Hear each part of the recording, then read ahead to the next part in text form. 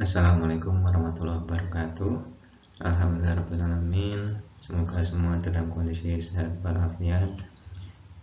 Kita telah sampai pada pertemuan yang ke-11. Insya Allah nanti ini materinya digunakan sampai dengan pertemuan yang ke-12 tentang yaitu geseran atau yang dikenal sebagai translasi.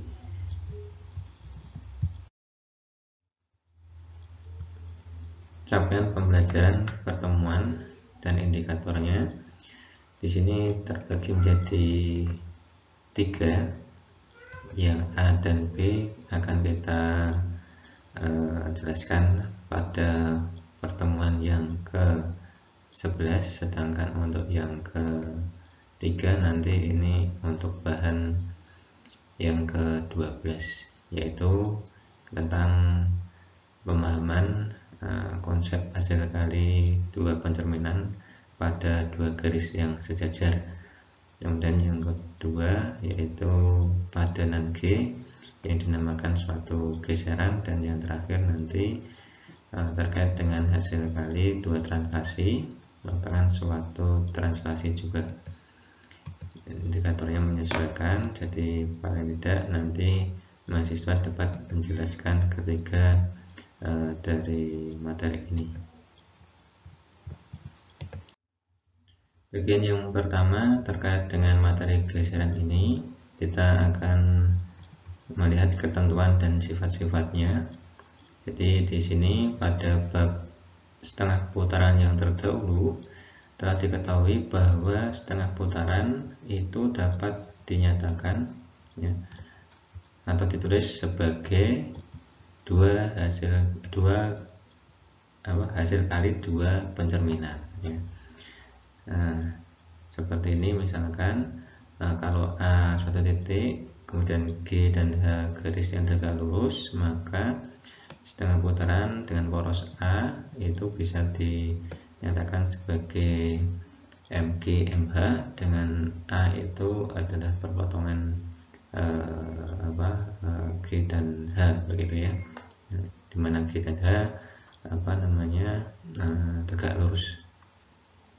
Kemudian pada bab ini posisinya bukan tegak lurus dua garis tersebut, tetapi garisnya adalah sejajar ya. Jadi di sini hasil kali dua pencerminan pada dua garis sejajar.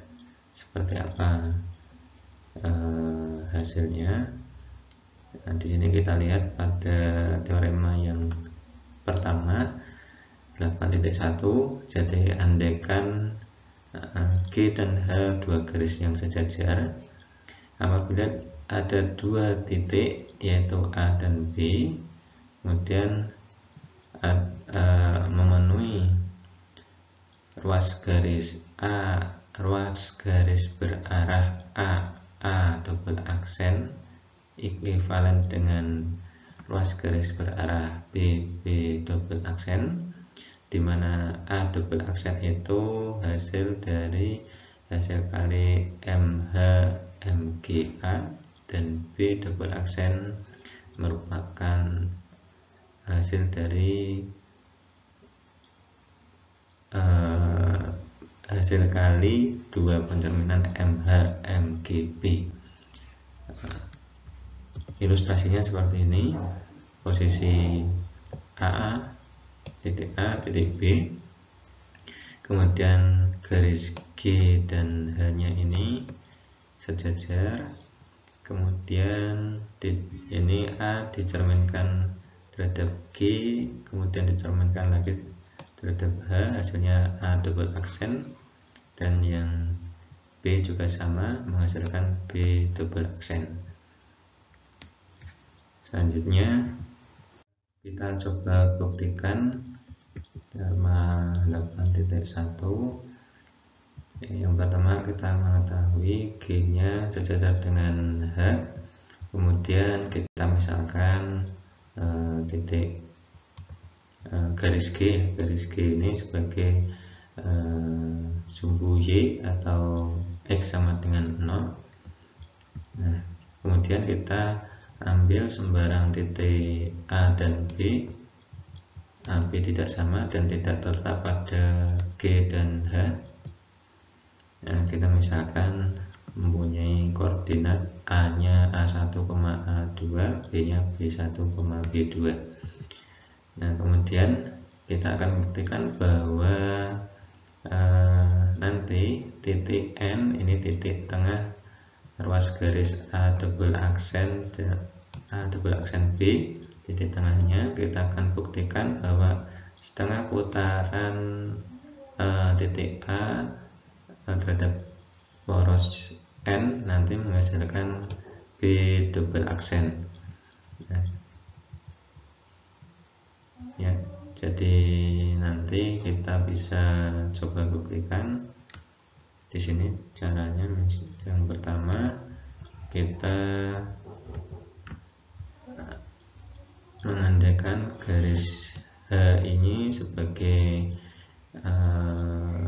Y sama dengan K, ya. Jadi di sini titik K, 0 di sini titik K, 0. Ini garis H X, K, K nya tidak 0 karena kalau K nya 0 nanti berimpit dengan garis G. Nah, kemudian kita ambil titik P, koordinatnya X, Y tidak pada garis H, ya. Kita coba cerminkan nanti.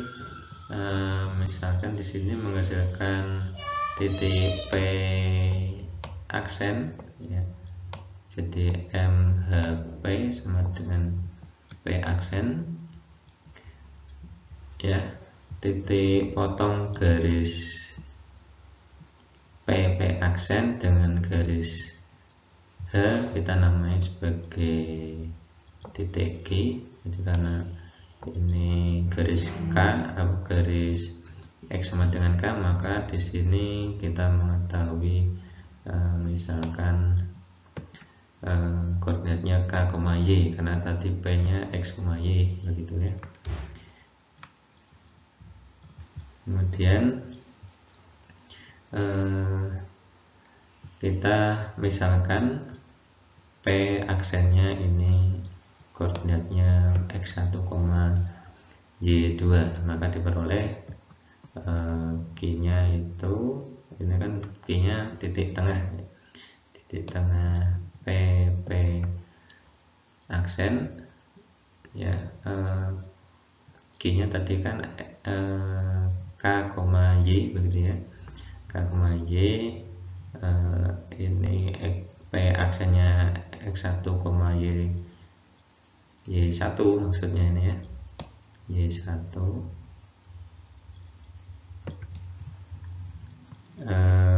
kita cari siapa X1, Y1 ini. Nah, di sini Q nya K, Y ini sama dengan ini, ya, karena Q nya itu titik tengah PP aksen. P nya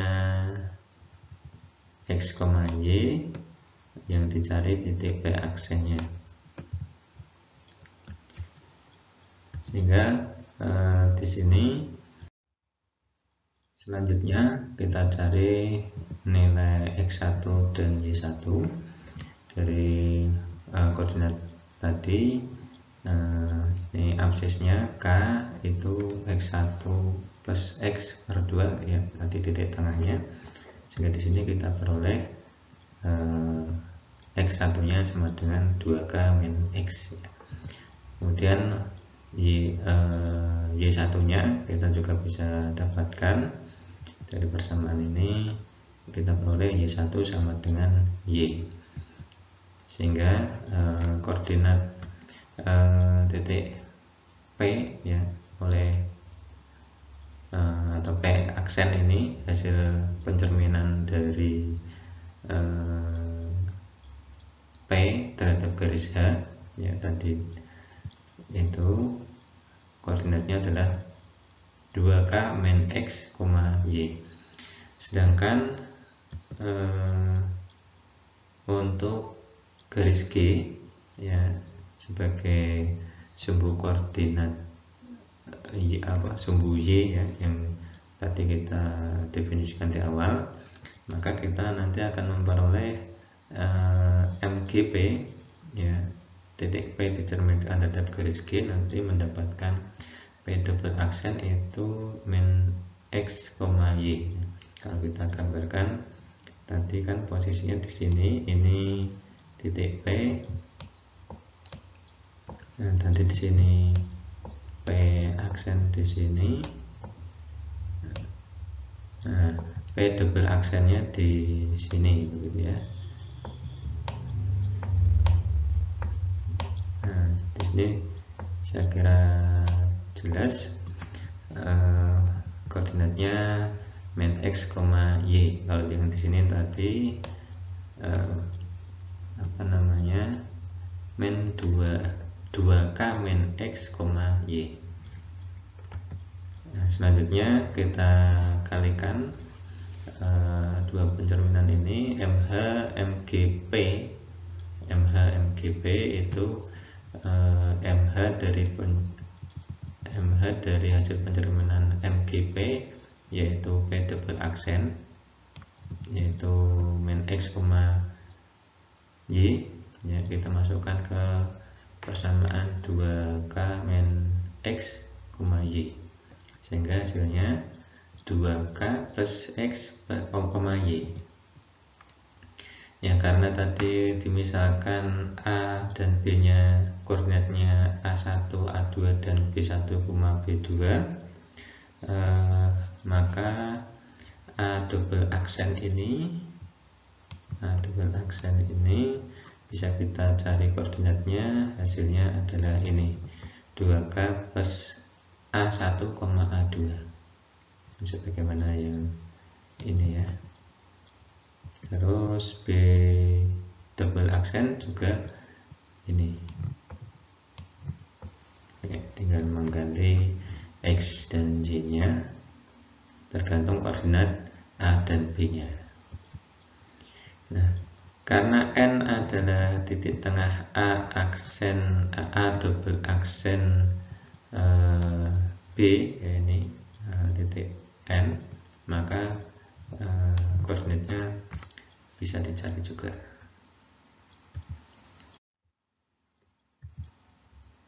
Selanjutnya setelah kita peroleh koordinat N seperti ini dan A nya adalah ini, maka kita bisa membuat setengah putarannya,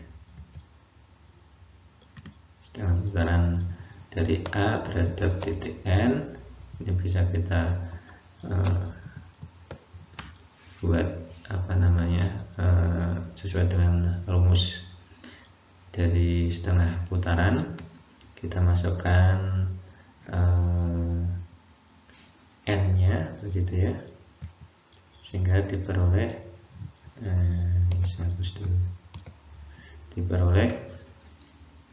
SNA atau B double aksen itu 2K plus B1, B2. Nah, dengan demikian ruas garis berarah A double aksen ekuivalen dengan B double aksen. Jadi yang menjadi kesimpulannya di sini setiap ruas garis berarah dengan pangkal sebuah titik dan berakhir di titik petanya oleh MG nanti ekuivalen dengan setiap garis berarah seperti di atas. Jadi di sini ruas garis berarah A double aksen dengan B double aksen ini ekuivalen ya, bisa di tuliskan dalam bentuk hasil kali dua pencerminan yang garisnya sejajar ya. Nah, di sini yang menjadi kesimpulannya dari hasil transformasi MHMG ini seakan-akan menggeser setiap titik ya sejauh jarak yang sama dan searah. Dari hasil kali dua pencerminan ini seakan-akan menggeser, maka itu dinamakan sebagai geseran atau translasi. Oke.